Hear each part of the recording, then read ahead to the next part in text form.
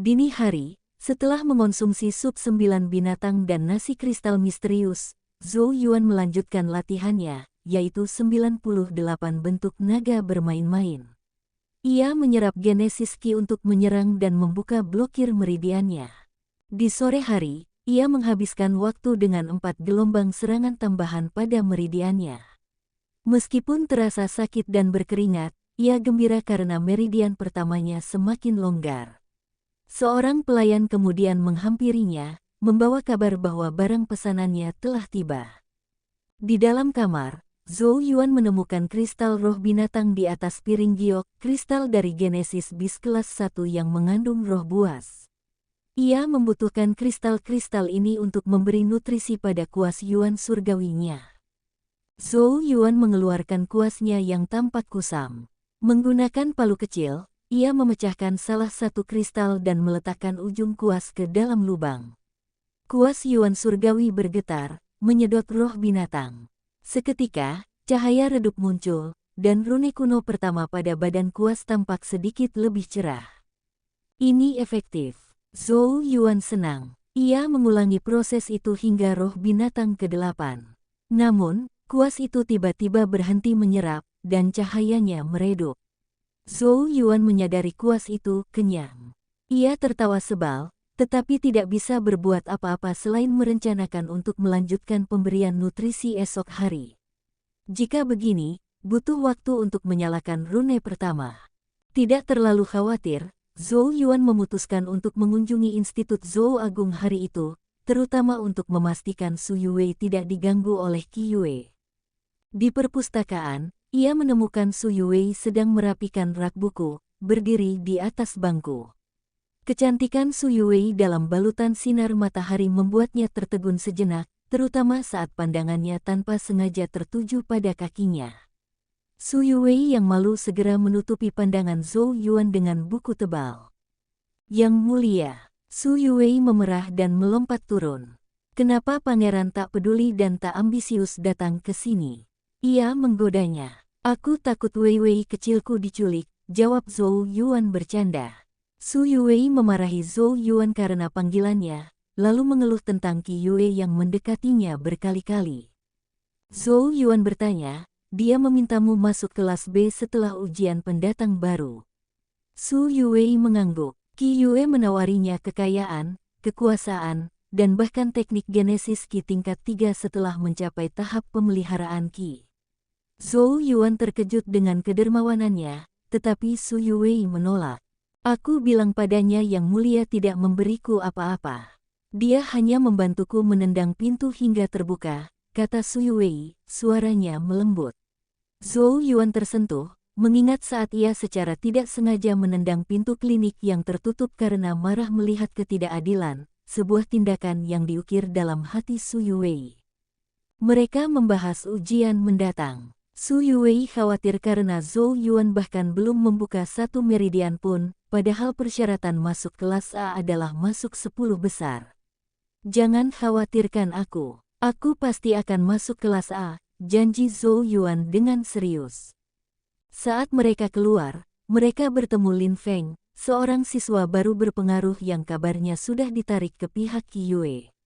Lin Feng menyapa Zhou Yuan, lalu mengundang Su Yue makan. Su Yue menolak dengan sopan, dan mereka pun pergi. Lin Feng tampak kesal. Qi Yue tiba-tiba muncul dan menyeringai. Qi Yue membenarkan bahwa Su Yue sangat berkomitmen pada Zhou Yuan dan menolak semua tawarannya. Lin Feng, yang terobsesi pada Su Yue dan ambisi, menolak menyerah. Qi Yue mengusulkan ide, memastikan Zhou Yuan bertemu dengan Lin Feng saat ujian pendatang baru. Aku akan mengatur agar Zhou Yuan menabrakmu. Kau tahu apa yang harus dilakukan untuk meredupkan halo pangerannya, kata Qi Yue. Lin Feng awalnya ragu karena status Zhou Yuan, tetapi Qi Yue meyakinkannya bahwa dalam pertandingan, tidak ada yang bisa disalahkan. Lin Feng akhirnya setuju untuk mengalahkan Zhou Yuan dengan cara yang paling memalukan. Qi Yue tertawa kecil, percaya jika Zhou Yuan dipermalukan, Su Yue akan tahu siapa yang lebih kuat, dan dengan demikian institut akan jatuh ke tangan Qi Manor. Zhou Yuan menduga Lin Feng dan Qi Yue telah bekerja sama. Ia menyadari tawaran Qi Yue sulit ditolak, dan ini menguatkan dugaannya bahwa Great Wu kemungkinan besar mendukung Qi Manor. Qi Manor benar-benar tumor Great Zhou, pikirnya. Mereka tidak boleh berhasil mengendalikan Institut Zhou Agung. Hal terpenting baginya sekarang adalah segera membuka meridiannya untuk menghadapi ujian yang akan datang. Beberapa hari berikutnya, Zhou Yuan giat berlatih 98 bentuk naga di pagi hari, menyerang meridiannya, dan di malam hari berlatih metode visualisasi batu gerindra kekacauan primal untuk melatih jiwanya. Meridian pertamanya hampir terbuka penuh, dan jiwanya stabil di tahap ilusi awal. Suatu hari, setelah menyerap roh binatang ke-8, kuas Yuan surgawi tiba-tiba bergetar, dan rune kuno pertamanya menyala sepenuhnya. Zhou Yuan sangat gembira. Pesan samar mengalir ke benaknya, rune pertama kuas Yuan surgawi, budaya dan bela diri. Rune ini memberikan dua bentuk berbeda pada kuas. Zhou Yuan memanggil bentuk bela diri. Kuas satu kaki itu seketika memanjang menjadi kuas hitam tebal setinggi 5 kaki. Ujungnya yang putih salju memadat menjadi ujung tombak yang tajam. Genesis Qi mengalir ke dalamnya. Zhou Yuan mengayunkan kuas itu seperti tombak berat. Ia menusuk kuali tembaga, dan ujung kuas menembusnya dengan mudah. Cukup tajam, hampir mencapai tingkat senjata Genesis tingkat menengah normal, gumamnya puas. Zhou Yuan memanggil bentuk budaya.